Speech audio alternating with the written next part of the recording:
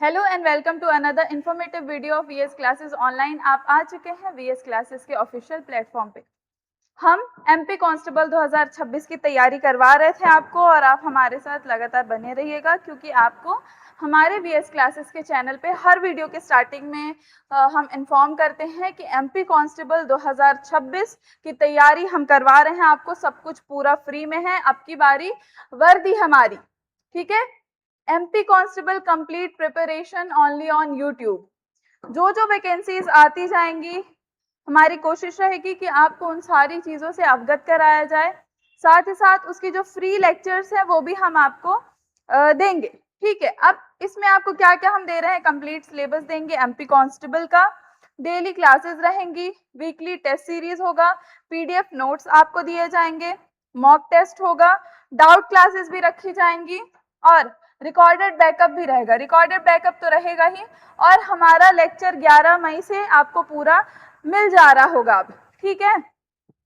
Complete syllabus on YouTube. और सिर्फ MP constable ही क्यों, स्कूल में जो भी एनसीईआरटी जो भी बच्चे स्कूल में पढ़ रहे हैं पहली से लेके 12वीं तक की, हम धीरे धीरे सारे जो क्लासेस के हैं सिलेबस वो भी हम धीरे धीरे पोस्ट कर रहे हैं। अभी आपको क्लास 10th का, 12th का, 9th का, 7th का, इन सारी क्लासेस का मैथ, सोशल, ऐसे कुछ कुछ आपको पार्ट्स मिलता जाएगा जिसके बारे में आपको प्ले लिस्ट में पता चल जाएगा। अब एक इंफॉर्मेशन जो हम आपको अभी पढ़ा रहे हैं उसमें मैं आपको पढ़ा रही हूँ बेटा स्टैटिक जीके। अब इंफॉर्मेशन क्या है, ये हमारा क्यूआर कोड है, ये टेलीग्राम का है और ये इंस्टाग्राम का है। आपको अगर कोई भी नोट्स चाहिए होंगे, ये हम हर वीडियो के स्टार्टिंग में बताते हैं ताकि जो भी नए बच्चे हैं वो इस चीज से अवगत रहें और उनमें कोई हिचक ना रह जाए, वो नोट्स हमसे ले सकते हैं।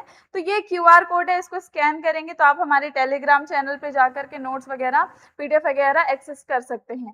ये हमारे इंस्टाग्राम चैनल का, इंस्टाग्राम पेज का है, जिसमें आपको जो भी करंट अफेयर, जो भी चेंजेस आ रहे हैं नेशनली, और कुछ भी ऐसे बड़े चेंजेस हो रहे हैं जिनको आपको जानना जरूरी है, वो आपको यहाँ से मिल जाएगा शॉर्ट सेक्शन में।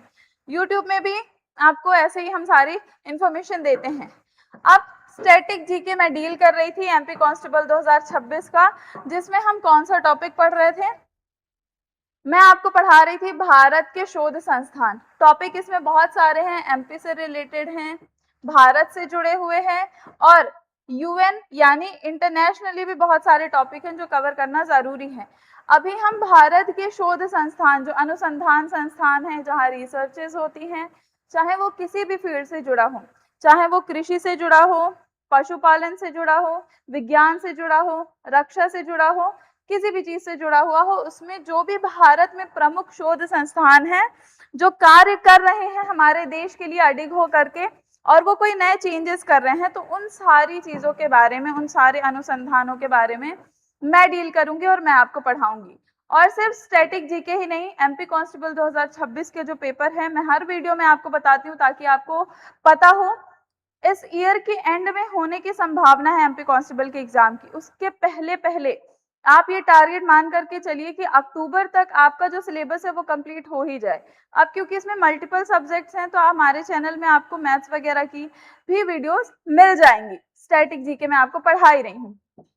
तो हम क्योंकि भारत के शोध संस्थान पढ़ रहे थे, जिसमें हमारा जो आज का विशेष टॉपिक है वो है चिकित्सा शोध संस्थान, ठीक है। विशेषकर इसका एक लेक्चर ऑलरेडी हो चुका है, यानी लेक्चर 5 जो है उसमें हम आज लेक्चर 6 स्टार्ट कर रहे हैं जो कि चिकित्सक शोध संस्थानों पर है। यानी इस पर एक लेक्चर ऑलरेडी हो चुकी है जो पार्ट 3 के नाम से, पार्ट 3 लेक्चर 5 के नाम से आपको हमारे चैनल में मिलेगी। क्या बताया मैंने, जो चिकित्सक शोध संस्थान है वो पढ़ाया जा चुका है ऑलरेडी एक लेक्चर में, यानी इसका एक लेक्चर हो चुका है जो आपको पार्ट 3 और लेक्चर 5 के नाम से हमारे प्लेलिस्ट में मिलेगा एमपी कांस्टेबल के स्टैटिक जीके में। आज आपका पार्ट 3 लेक्चर 6 है, लेकिन चिकित्सा वाले में आपका लेक्चर 2 है। कंफ्यूज नहीं होइएगा, बहुत इजीली मैंने आपको सारी चीजें एक्सप्लेन कर दी हैं। तो हम क्या पढ़ रहे हैं, भारत के जो प्रमुख चिकित्सक शोध संस्थान है उनके बारे में पढ़ रहे हैं। अब यहाँ पे एक चीज जानिए, मैंने आपको पशुपालन वाले पढ़ा दिए हैं, कृषि वाले पढ़ा दिए हैं, सुरक्षा वाले पढ़ा दिए हैं, विज्ञान वाले पढ़ा दिए हैं। अब बहुत जल्द अगर चिकित्सा वाला हो जाता है, यानी मेडिकल फील्ड्स में जो भी इंस्टीट्यूशन है, रिसर्च इंस्टीट्यूशन है, बड़े वैज्ञानिक है, वो सारा चीज हम पढ़ लेते हैं, तो उसके बाद आपका टेस्ट होगा, PYQs भी रहेंगे उसमें, तो वो वीडियो तो बिल्कुल मिस मत करिएगा। और आपको कोई भी वीडियो मिस करने की जरूरत नहीं है। क्यों नहीं है? क्योंकि आपको हर वीडियो में हम PYQ भी बताएंगे, उससे जुड़ा जो भी MP कांस्टेबल में एग्जाम में आता है प्रश्न, वो भी हम आपको देंगे।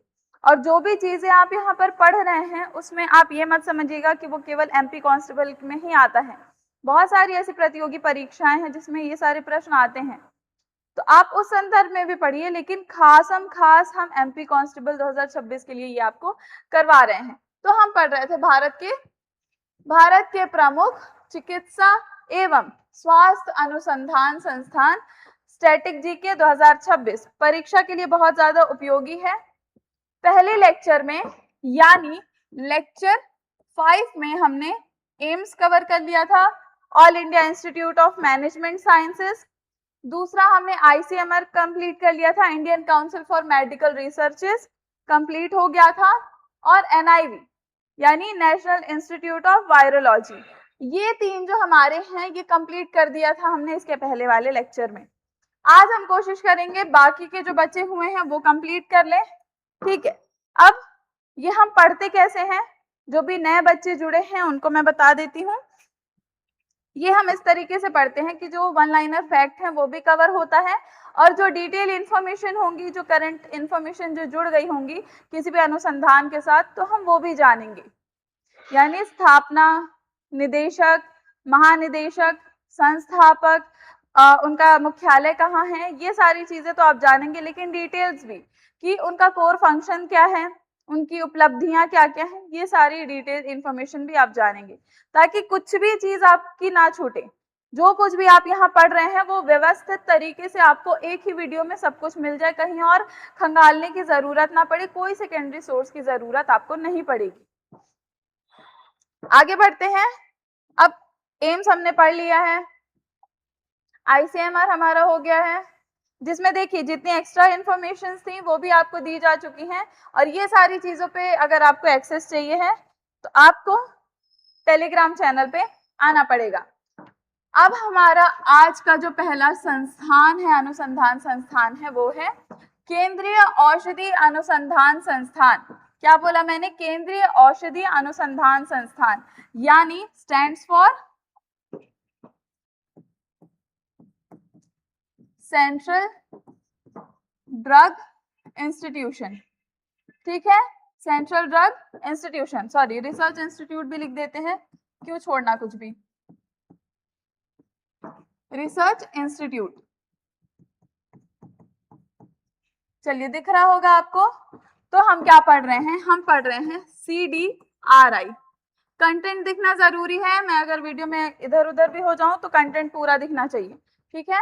सेंट्रल ड्रग रिसर्च इंस्टीट्यूशन, यानी हम पढ़ रहे हैं केंद्रीय औषधि अनुसंधान संस्थान, ये आज का पहला है, जिसकी स्थापना 17 फरवरी 1951 को हुई थी, ठीक है। और ये संस्थान जो है, ये अनुसंधान संस्थान जो है, वो किसके अंतर्गत आता है? ये प्रयोगशाला है जो आती है ICMR के अंदर। मैंने आपको बताया था ये एक बहुत बड़ा काउंसिल है, पिछले लेक्चर को आप देखेंगे तो आपको पता चलेगा कि ये जो ICMR है वो बहुत बड़ा काउंसिल है, इसके अंदर बहुत सारी प्रयोगशालाएं भी काम करती हैं।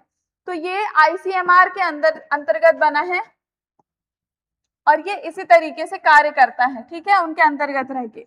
इसका मुख्यालय लखनऊ उत्तर प्रदेश में है आज की डेट में, जिसके निदेशक हैं डॉक्टर राधा रंगास्वामी, ठीक है। क्या मैंने आपको बताया? डॉक्टर रंगास्वामी निदेशक, मुख्यालय लखनऊ उत्तर प्रदेश, और 1951 17 फरवरी को इसकी स्थापना की गई थी।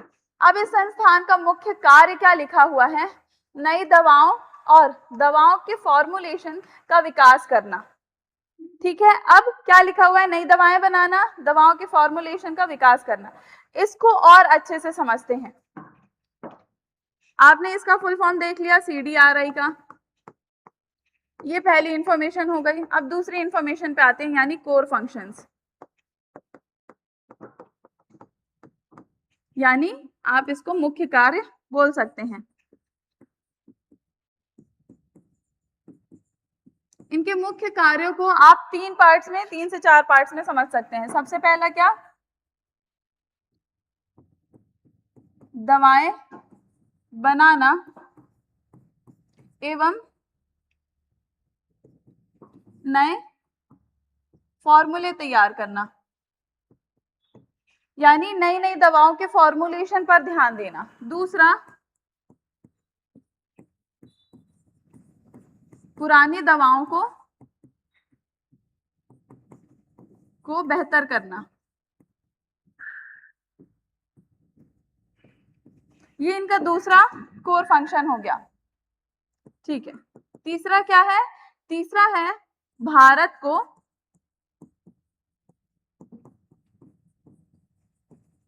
फार्मास्यूटिकल सेक्टर में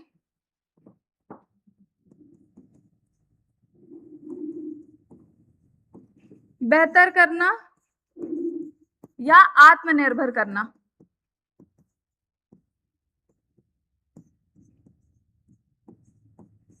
इनके 3 प्रमुख कार्य हैं। ये जो संस्थान है किसके बारे में पढ़ रहे हैं, केंद्रीय औषधि अनुसंधान संस्थान, जिनके प्रमुख कार्य 3 भाग में आप बांट सकते हैं। सेंट्रल ड्रग रिसर्च इंस्टीट्यूशन का पहला जो कार्य है दवाओं को बनाना एवं नए फॉर्मूले तैयार करना, नई दवाओं के फॉर्मुलेशन पर ध्यान देना।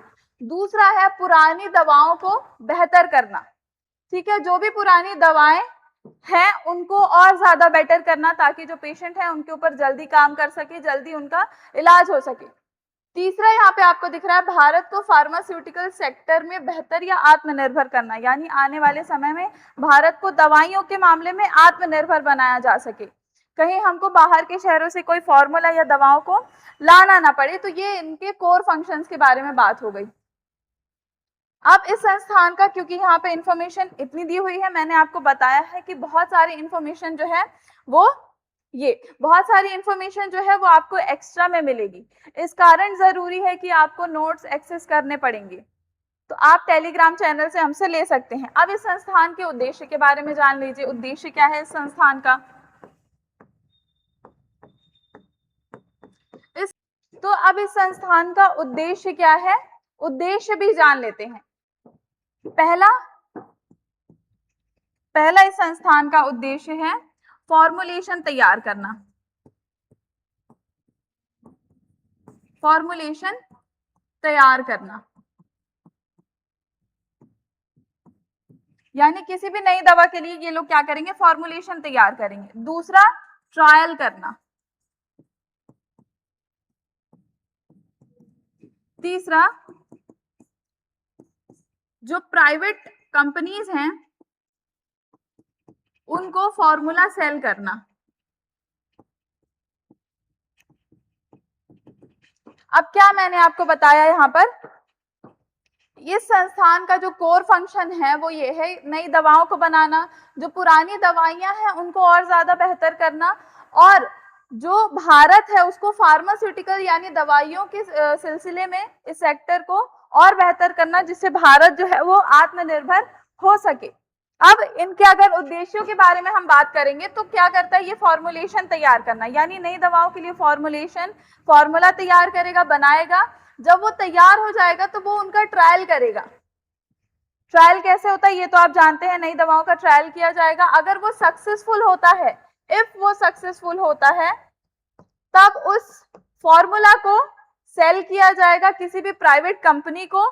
वो फॉर्मूला सेल किया जाएगा ताकि ह्यूज अमाउंट में वो दवाइयां बन सके और बेचा जा सके, ठीक है, ताकि वो दवाइयां मार्केट में आ सके और ज्यादा बड़ी तादाद में उनका उत्पादन हो सके।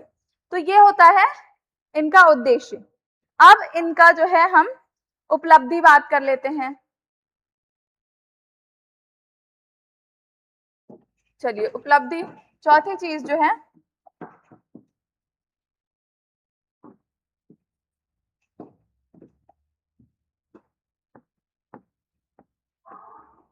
उपलब्धि बात कर लेते हैं, ठीक है।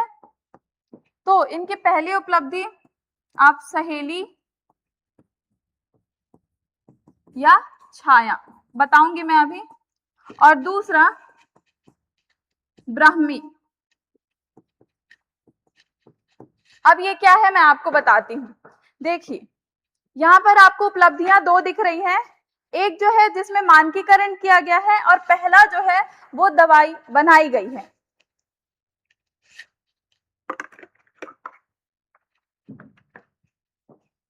देखिए पहली जो दवा है ये क्या है, दुनिया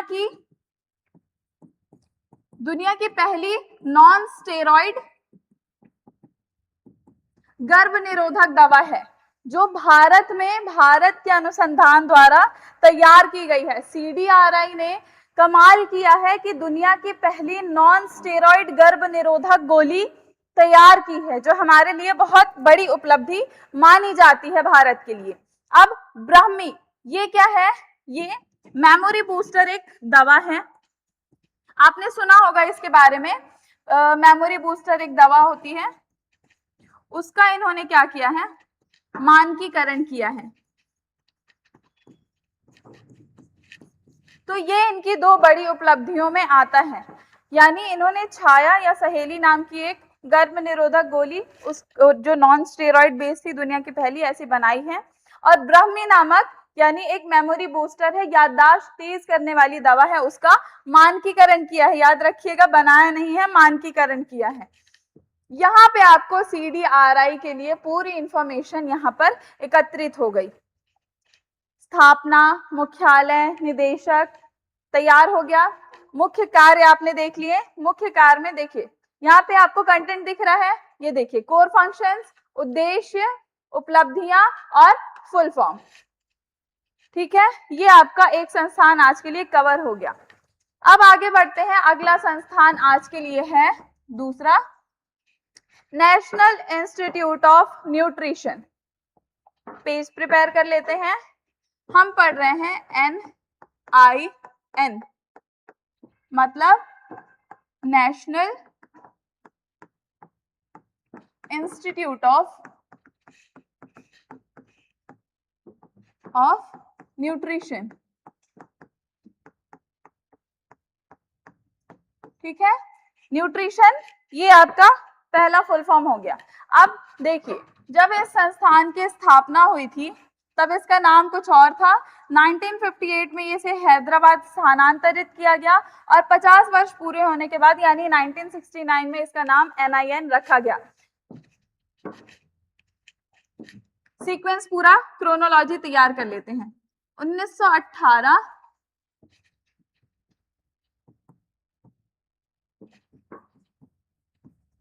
ये कुछ 3 तारीखें हैं जिसको आपको याद करना पड़ेगा। ये पहली चीज हो गई, ये दूसरी जिसमें इंपॉर्टेंट डेट्स आ जाएंगी इस संस्थान से जुड़ी हुई।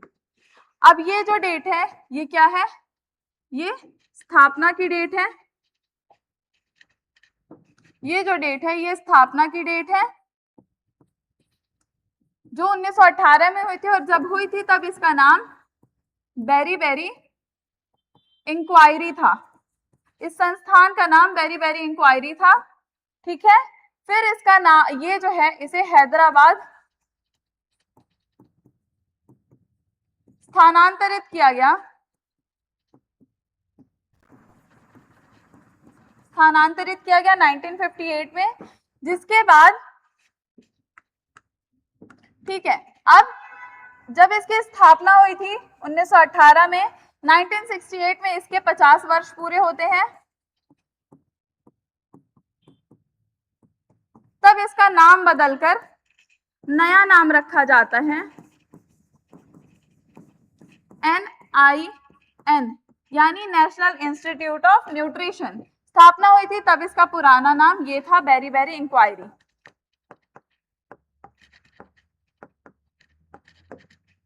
ये आपकी कुछ और इंफॉर्मेशन यहाँ पर कलेक्ट हो गई। तो हम पढ़ रहे हैं नेशनल इंस्टीट्यूट ऑफ न्यूट्रिशन, यानी राष्ट्रीय पोषण संस्थान, जिसकी स्थापना 1918 में हुई। 1958 में इसे हैदराबाद शिफ्ट किया गया। 50 वर्ष होने के बाद से 1969 में इसका नाम बदल दिया गया, जिसका मुख्यालय आज हैदराबाद तेलंगाना में है, जिसके निदेशक डॉक्टर R हेमलता है। निदेशक कौन है? R हेमलता। अब ये संस्थान जो है कुछ महत्वपूर्ण कार्य करता है। प्रमुख कार्य क्या है? भारतीयों की आहार संबंधी आदतों, और पोषण की कमी से होने वाली बीमारियों पर शोध करता है। ठीक है, अब इसके काम को एक बार अच्छे से समझ लीजिए। दो चीजें हमने समझ ली, तीसरी चीज भी समझ लीजिए। मुख्य कार्य, ठीक, जिसमें पहला कार्य क्या होगा?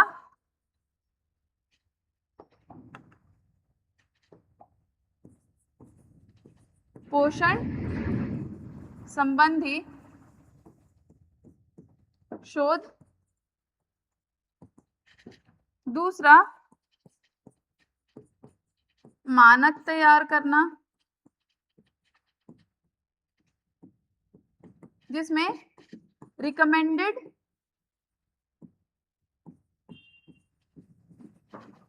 डाइटरी अलाउंस आएगा, एक्सप्लेन किया जाएगा। तीसरा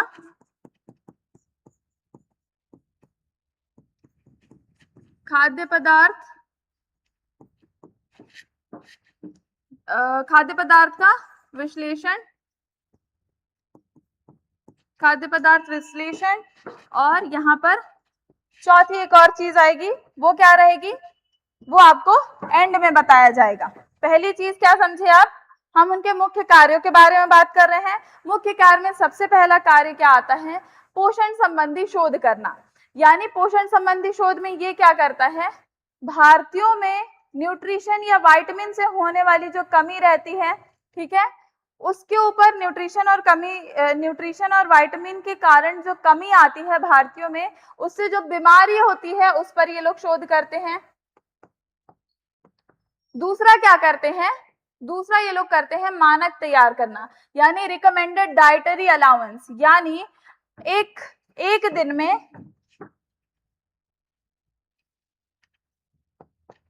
में एक भारतीय को कितना कैलोरी या कितना विटामिन चाहिए है, ये सारी चीजें निर्धारित करता है ये संस्थान। यानी रिकमेंडेड डाइटरी, यहाँ पे चौथा कुछ है ही नहीं, by the way, take it as a joke. ठीक है, देखिए आपके अंदर सस्पेंस तो क्रिएट हो गया। तो तीन कार्य मुख्य इनके हैं, क्या है? पहला पोषण संबंधी शोध करना, यानी भारतीयों में विटामिन न्यूट्रिशन के कारण जो कुपोषण वगैरह होते हैं, जो बीमारियां होती हैं, उन पर ये संस्थान शोध करता है। ठीक है, दूसरा मानक तैयार करना, रिकमेंडेड डाइटरी अलाउंस। इसमें क्या करता है? एक दिन में एक भारतीय को कितनी कैलोरी, कितना न्यूट्रिशन, कितना विटामिन चाहिए है, उस चीज का मानक तैयार करता है, मानक तैयार करता है। तीसरा क्या है? खाद्य पदार्थ विश्लेषण। खाद्य पदार्थ विश्लेषण यानी ये क्या करता है? जो भी अनाज, चावल, दाल जो भी हम भारतीय खाते हैं, उनका मानकीकरण या फिर उनकी क्वालिटी चेक करता है। लिख लीजिए, और आसान भाषा में क्वालिटी चेक, या फिर आप इसे तीसरा भी रख सकते हैं, चौथा पॉइंट भी मान सकते हैं। क्या करता है? क्वालिटी चेक करता है उन अनाज की, और जागरूकता फैलाने का काम करता है। ठीक है, तो पोषण संबंधी शोध करता है, फिर दूसरा मानक तैयार करता है, यानी एक दिन में कितना न्यूट्रिशन और पोषण चाहिए। खाद्य पदार्थ विश्लेषण करता है, जिसमें वो क्या करता है? क्वालिटी चेक करता है, और उसी के खिलाफ और उसी के लिए जागरूकता, या इसे चौथा पॉइंट समझ लीजिए। चलिए, चौथा पॉइंट भी बना दिया गया। जागरूकता फैलाता है कि भारतीयों को पौष्टिक आहार लेना चाहिए। ठीक, तो ये इनके प्रमुख कार्यों में शामिल हो गया। अब क्या बच गया? अब देखिए यहाँ पर इन्होंने क्या किया? स्वस्थ व्यक्ति के पोषण मानक तैयार किए हैं, और इनके और कुछ प्रमुख उपलब्धियां हैं। जैसे यहाँ पे एग्जाम पॉइंट के लिए आपको लिखा हुआ है, ये संस्थान RDA यानी रिकमेंडेड डाइटरी अलाउंस, जो मैंने अभी आपको बताया है, निर्धारित करता है, जो स्वस्थ व्यक्ति के पोषण मानक तय करता है। यानी स्वस्थ व्यक्ति कितना कैलोरी ले सकता है एक दिन में, कितना न्यूट्रिशन होना चाहिए, वो ये लोग निर्धारित करते हैं। इनकी उपलब्धियां देख लेते हैं।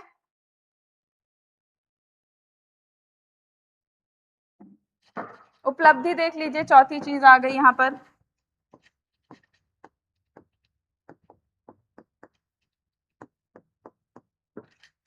पहली उपलब्धि क्या होगी? पहली उपलब्धि होगी यहाँ पे 2024 आहार संबंधी दिशा निर्देश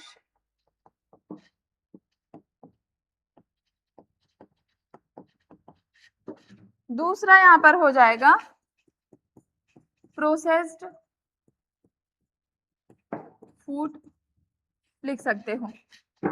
अब इन्होंने क्या किया है, 2024 में एक प्रॉपर दिशा निर्देश जारी किया है कि एक पौष्टिक आहार क्या होता है, ठीक है, और कितना न्यूट्रिशन या कैलोरी लेना चाहिए। 2024 में एक पूरा आहार डाइट संबंधित पूरा इन्होंने लिस्ट जारी की है। फिर दूसरा है प्रोसेस्ड फूड, यानी इन्होंने क्या किया है, जो भी पैक्ड आइटम है उसके जो भी प्रभाव होते हैं, बुरे नुकसान होते हैं जो शरीर पर पड़ते हैं, उसके खिलाफ इन्होंने क्या किया है, एक चेतावनी जारी की है। चेतावनी जारी की है जिस पर ध्यान देना बहुत ही ज्यादा जरूरी है।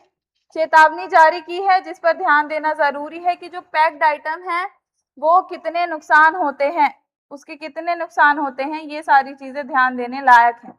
अब एक और चीज इन्होंने की है जो जो एग्जाम में आएगा, जो सबसे ज्यादा जरूरी है, वो आपको रिकमेंडेड डाइटरी अलाउंस वाली चीज बिल्कुल नहीं भूलनी है क्योंकि ये सबसे ज्यादा महत्वपूर्ण है।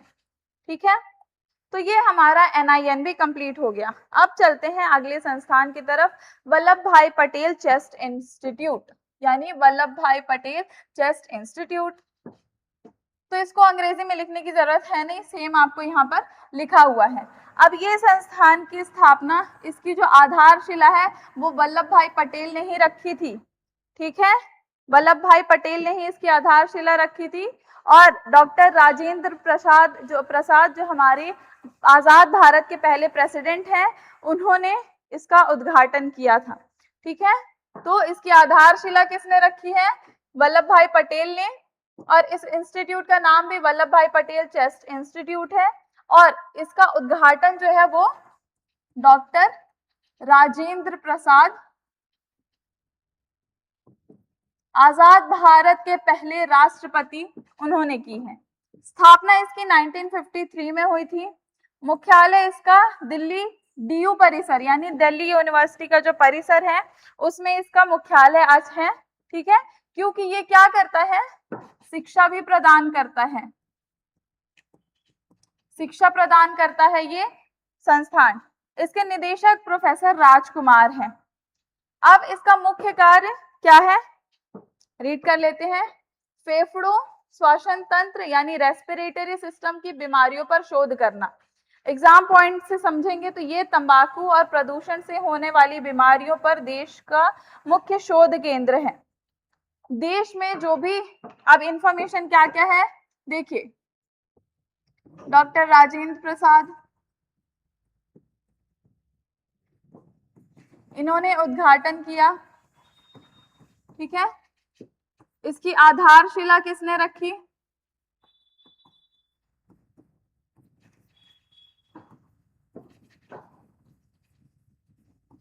वल्लभ भाई पटेल ने। ठीक है, कब रखी, 1953 में, और ये DU परिसर में चलता है। और इसका मुख्य कार्य क्या क्या है, ये कुछ बेसिक इंफॉर्मेशन है। अब मुख्य कार्य देखिए,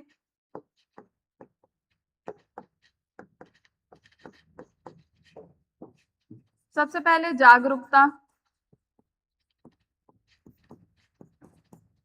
दूसरा शिक्षा, तीसरा लिख लीजिए फेफड़े संबंधित बीमारी, बीमारी पर शोध,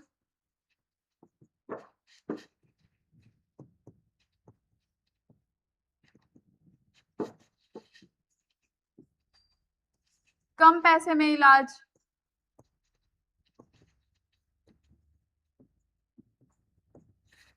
पांचवा यहाँ तंबाकू वगैरह से जुड़े जो भी हेल्थ इश्यूज होते हैं उस पर ये लोग क्या करते हैं, ध्यान देते हैं। यानी तंबाकू का हमारी सेहत पर क्या असर पड़ रहा है, किसी मरीज पर क्या असर पड़ता है, ये सारी चीजों के बारे में ये लोग खासम खास काम करते हैं।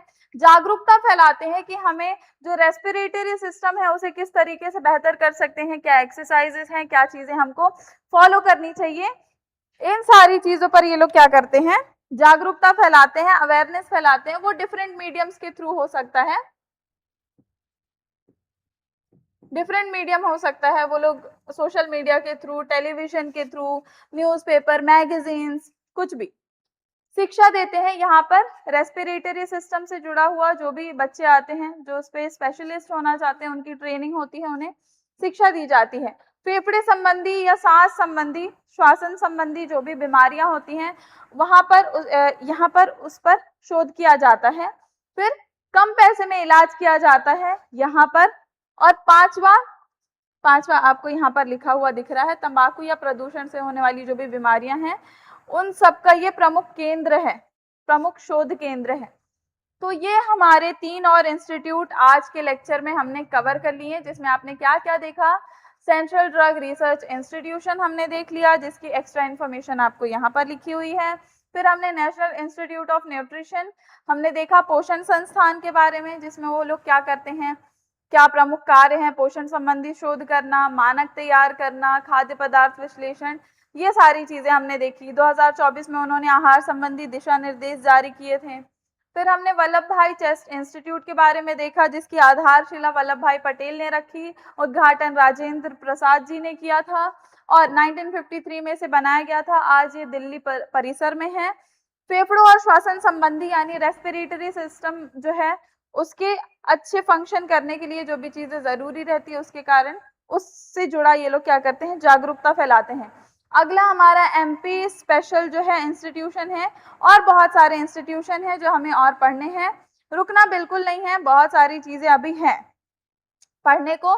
तो ये हमारा आज का जो था वो तो कंप्लीट होता है, जिसमें हमने भारत के प्रमुख जो शोध संस्थान है, चिकित्सा अनुसंधान संस्थान है, उसमें हमने देख लिया।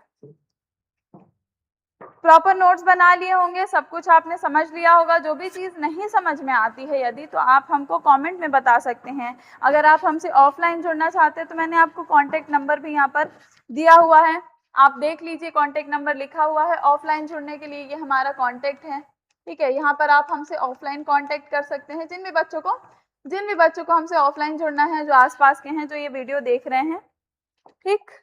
ये हमारी आज की इन्फॉर्मेशन थी। आज का लेक्चर यहीं पर कंप्लीट होता है। कुछ भी आपको एक्स्ट्रा इन्फॉर्मेशन चाहिए हो तो आप हमें कमेंट सेक्शन में बता सकते हैं। और अब की बारी वर्दी हमारी इसी लक्ष्य के साथ आगे बढ़ते रहिए, पढ़ते रहिए और हमारे साथ जुड़े रहिए। बहुत बहुत धन्यवाद।